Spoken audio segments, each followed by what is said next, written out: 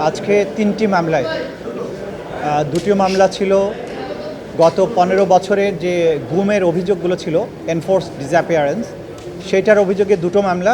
আরেকটি মামলা ছিল জুলাই মাসের গণ অভ্যুত্থান বা বিপ্লব চলাকালীন সময়ে রামপুরা এলাকায় গুলি করে যে মানুষ হত্যা করা হয়েছিল সেটার ব্যাপারে আরেকটি মামলা ছিল। এই তিনটি মামলায় 8ই অক্টোবর ফর্মাল চার্জ দাখিল হয়ে আসামিদের বিরুদ্ধে গ্রেপ্তারি পরোয়ানা জারি হয়েছিল এবং তার প্রেক্ষিতে আজকে আপনারা এত কথা বলে কেন? তার প্রেক্ষিতে আজকে এই তিনটি মামলার মোট 15 জন আসামিকে আইন শৃঙ্খলা রক্ষাকারী বাহিনীর গ্রেপ্তার করে আদালতে উপস্থাপন করেছিল। গুমের দুটো মামলার মধ্যে একটি মামলা ছিল র্যাপিড অ্যাকশন ব্যাটালিয়নের পরিচালিত যে বন্দিশালা ছিল টিএফআই সেল, সেইখানে কিছু বন্দীকে আটক করে রাখা 2016 সাল থেকে 2024 সাল পর্যন্ত। টোটাল এই কতজন?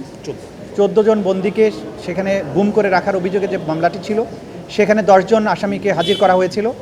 তাদেরকে গ্রেপ্তার দেখিয়ে কারাগারে প্রেরণের নির্দেশ দেওয়া হয়েছে এবং পরবর্তী তারিখ 20 নভেম্বর ধার্য করা হয়েছে। এবং এই মামলায় শেখ হাসিনা সহ জেনারেল তারিক সিদ্দিকী সহ যে সমস্ত আসামি পলাতক আছেন তাদের বিরুদ্ধে পত্রিকায় বিজ্ঞপ্তি দিয়ে হাজির হওয়ার জন্য নির্দেশ দেওয়া হয়েছে। আগামী এক সপ্তাহের মধ্যে এই পত্রিকায় বিজ্ঞপ্তি দিয়ে তাদের হাজির হওয়ার জন্য বলা হয়েছে। পরবর্তী তারিখ নির্ধারণ করা হয়েছে 20 নভেম্বর। দ্বিতীয় যে মামলাটি ছিল সেটি হচ্ছে জেআইসি অর্থাৎ জয়েন্ট ইন্টারোগেশন সেল পরিচালিত বন্দিশালায় বেশ কয়েকজন ভিকটিমকে 2016 থেকে 2024 সালের আগস্ট পর্যন্ত 5ই আগস্ট পর্যন্ত যাদেরকে বন্দি করে রাখা হয়েছিল 24 জন। সেই অভিযোগে যে সমস্ত আসামির বিরুদ্ধে মামলা হয়েছিল তাদের মধ্যে 13 জনের বিরুদ্ধে মামলা হয়েছিল, তাদের মধ্যে 3 জনকে আজকে হাজির করা হয়েছিল, বাকি 10 জন পলাতক আছেন। আদালত তাদেরকেও গ্রেপ্তার দেখিয়ে কারাগারে প্রেরণ করতে বলেছেন এবং আগামী 20 নভেম্বর ওই মামলারও পরবর্তী তারিখ নির্ধারণ করেছেন এবং একইভাবে পলাতক আসামিদের বিরুদ্ধে পত্রিকায় বিজ্ঞপ্তি প্রকাশের নির্দেশ দিয়েছেন 7 দিনের সময় দিয়ে।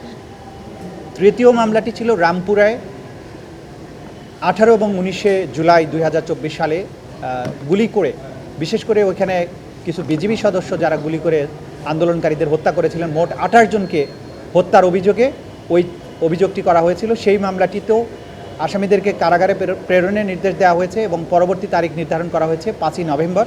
এবং সেই মামলাতেও যারা পলাতক আছেন, 2 জন পলাতক আছেন 4 জন আসামির মধ্যে, সেই 2 জনের বিরুদ্ধে পত্রিকায় বিজ্ঞপ্তি প্রকাশের জন্য নির্দেশ দেওয়া হয়েছে। আগামী 5ই নভেম্বর পরবর্তী তারিখ নির্ধারণ করা হয়েছে।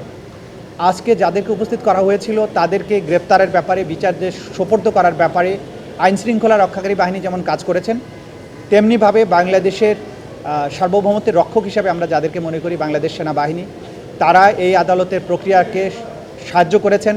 তারা ঘোষণা দিয়েছিলেন যে ল অফ দি ল্যান্ডের প্রতি তারা শ্রদ্ধাশীল থাকবেন, বিচার প্রক্রিয়ার প্রতি তাদের সমস্ত সমর্থন থাকবে। তারা সেই সমর্থন আমাদেরকে দিয়েছেন, আইনশৃঙ্খলা রক্ষাকারী বাহিনীকে দিয়েছেন। এই আসামিদেরকে গ্রেপ্তার করে আদালতে হাজির করার ব্যাপারে তারা সম্পূর্ণ সহযোগিতা করেছেন। এটা আইনশৃঙ্খলা রক্ষাকারী বাহিনীর মাধ্যমে আমরা জানতে পেরেছি।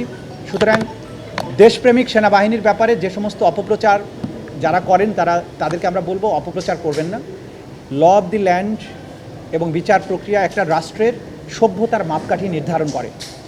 একটা রাষ্ট্র কতটা ফাংশনাল আছে সেটা নির্ধারিত হয় সেই রাষ্ট্রের জুডিশিয়ারি কতটা স্মুথলি ফাংশন করে। সুতরাং রাষ্ট্রের বাহিনীগুলো আমাদের এই বিচার প্রক্রিয়াকে সমর্থন করা, তাকে স্মুথলি পরিচালনার ব্যাপারে যেটা করেছেন, এটা প্রসিকিউশনের পক্ষ থেকে আমরা সবাইকে যারা এই প্রক্রিয়াকে সাহায্য করছেন তাদের সবার প্রতি আমাদের কৃতজ্ঞতা জানাচ্ছি।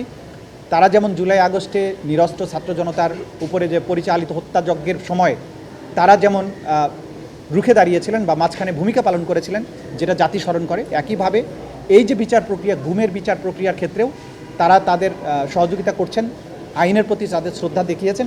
এটাও আমরা এই আজকের এই সময়ে আমরা উল্লেখ করতে চাই। এই পর্যন্ত আজকের আমাদের বক্তব্য ছিল। Thank you. ওনাদেরকে আইনশৃঙ্খলা রক্ষাকারী বাহিনী গ্রেপ্তার করে আজকে আদালতে উপস্থিত করেছিলেন। তারা এখন যেহেতু আজকে আইনজীবীরা হাজির হয়ে তাদের পক্ষে ওকালতনামায় স্বাক্ষরের অনুমতি নিয়েছেন, তারা বলেছেন জামিনের আবেদন করতে চান। আদালত বলেছেন যেহেতু জামিনের আবেদন একটা প্রক্রিয়ার ব্যাপার আছে, প্রথমে ওকালতনামায় তারা সিগনেচার নেবেন, তারপরে নিয়মিতভাবে আবেদন করবেন। আদালত বলেছেন যে আবেদন থাকলে আপনারা রেজিস্ট্রার অফিসে আইন অনুযায়ী দাখিল করবেন, পরবর্তী তারিখে যদি কোনো আবেদন থাকে তখন সেটা তারা শুনানি করবেন। অনলাইনে শুনানির ব্যাপারে এটা বললো তারা। আর কোনো আবেদনই আজকে দাখিল হয়নি। তারা মৌখিকভাবে আসামিদের সাথে কথা বলার বা প্রিভিলেজড কমিউনিকেশনের জন্য আবেদন করেছিলেন, আদালত সেটা মঞ্জুর করেছেন। বাকি যে সমস্ত আবেদন তারা ফাইল করার কথা সেটা যথাযথ প্রক্রিয়ায় ওনারা দাখিল করবেন, করলে তখন প্রক্রিয়া অনুযায়ী সেটা শুনানি অনুষ্ঠিত হবে। গ্রেপ্তার থাকা অবস্থায় তাদের চাকরির কারাগারটা কি হবে? আইন অনুযায়ী তাদের স্ট্যাটাস নির্ধারিত হবে। আপনারা জানেন যে আন্তর্জাতিক অপরাধ ট্রাইব্যুনালের আইন সর্বশেষ সংশোধিত হয়ে সর্বশেষ যে পর্যায়ে আছে সেখানে যেভাবে বলা আছে যে আসামি গ্রেপ্তার হলে তাদের কি স্ট্যাটাস হবে, আইন নির্ধারিত পন্থাই সেটা নির্ধারিত হবে।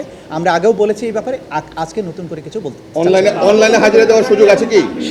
সেটা আদালত নির্ধারণ করবেন, সেটা ভবিষ্যতে যখন আবেদন আসবে বাস্তবতার নিরিখে আদালত যেটা ভালো মনে করবেন, যেটা বিচার প্রক্রিয়াকে স্মুথ করবে, সব কিছু মিলিয়ে কনভিনিয়েন্ট হবে, সেটা আদালতের নির্দেশ অনুযায়ী যা হবার সেটা হবে। তারা ডিভিশন পাবে কিনা? বাকি বিষয়গুলো কারাগারের বিষয়। আচ্ছা, কারাগারের ব্যাপারে হচ্ছে তাদেরকে কাস্টডিতে প্রেরণের নির্দেশ দেওয়া হয়েছে। কাস্টডিতে প্রেরণ মানে হচ্ছে কারা কর্তৃপক্ষের অধীনে তারা চলে যাবেন। কারা কর্তৃপক্ষ তাদেরকে কোথায় রাখবেন, অর্থাৎ কোন জেলে রাখবেন, কোন সাব জেলে রাখবেন, ঢাকায় রাখবেন না চট্টগ্রামে পাঠাবেন না অন্য কোথাও রাখবেন, এটা অ্যাবসোলিউট অথরিটি কারা কর্তৃপক্ষের, অর্থাৎ সরকারের। আদালতের কাজ হচ্ছে তাদেরকে কাস্টডিতে পাঠিয়ে দেওয়া।